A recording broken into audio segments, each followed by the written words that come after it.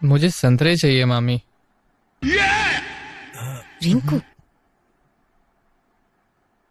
मैं लाती हूँ। हाँ, तो दोस्तों आज हम जानेंगे सिनी प्राइम वेब सीरीज मामी नंबर 1 के बारे में। इस वेब सीरीज के स्टार्टिंग में दिखाया गया है कि निशा अपने पति के साथ एक बड़े से रो हाउस में रहती है। निशा का कोई बच्चा नहीं हुआ रहता है। एक दिन अचानक निशा के घर उसके पति का जीजा और बहन, जिसका नाम शिल्पा रहता है, वो लोग आ जाते हैं। उनके साथ उनका बेटा रिंकू भी आता है। रिंकू नया नया जवान हो रहा होता है, इसलिए उसमें बहुत ज्यादा उत्तेजना होती है। वो निशा को देखते ही मदहोश हो जाता है और उसे गंदी नजरों से देखना शुरू कर देता है। निशा उससे पूछती है कि रिंकू बेटा तुम क्या खाओगे?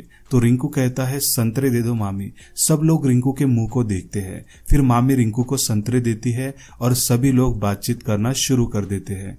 फिर निशा शिल्पा को किचन में ले जाती है और कहती है और बता शिल्पा, क्या चल रहा है तेरा?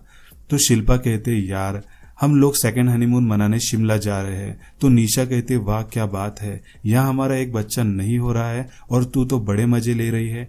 अच्छा है, जा शिमला और मजे कर। पर शिल्पा कहते हाँ यार, पर ये रिंकू को साथ ले गए तो काहे के मजे लेने मिलेंगे। ये लड़का बार बार बीच में आ जाता है। एक काम करना, तू इसे अपने घर पे रख कुछ दिन के लिए, तब तक हम लोग शिमला जाकर हनीमून मना कर आते हैं। तो निशा मना नहीं कर पाती और रिंकू मामी के पास ही रह जाता है। फिर रिंकू मामी को गंदी नजरों से देखता है और सोचते रहता है कि मामी की कैसे ली जाए। फिर एक दिन मामी किसी काम से बाहर जाती है तो रिंकू मामी के कमरे में जाकर उनके प्राइवेट कपड़ों को हाथ में लेकर सूंघता है और मजे लेता है। फिर एक दिन मामा मामी रात में दोनों सोए हुए होते हैं तो रिंकू उनके कमरे में जाता है और कहता है मुझे डर लग रहा है अकेले सोने में, मुझे आप लोगों के पास में सोने दो प्लीज। और मामा मामी के बीच में ही सो जाता है। फिर रात में धीरे से मामी को इधर उधर छूने लग जाता है। मामी भी गर्म हो जाती है और फिर रिंकू मामी एक दूसरे के साथ मुंह काला कर लेते हैं।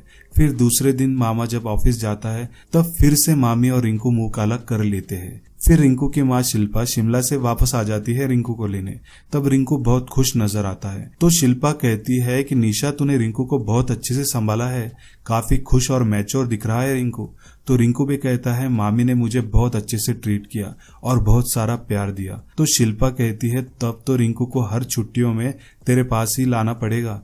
और रिंकू मामी को देखकर स्माइल करके निकल जाता है। पर हद तो तब होती है जब मामी प्रेग्नेंट हो जाती है और बच्चे का बाप रिंकू होता है और इसी के साथ वेब सीरीज खत्म हो जाती है। तो दोस्तों कैसी लगी आपको मामी नंबर 1 की कहानी? अगर पसंद आई तो इसे लाइक जरूर कीजिए और चैनल को सब्सक्राइब कीजिए ताकि हम ऐसे ही स्टोरीज आपके लिए एक्सप्लेन करते रहे। धन्यवाद।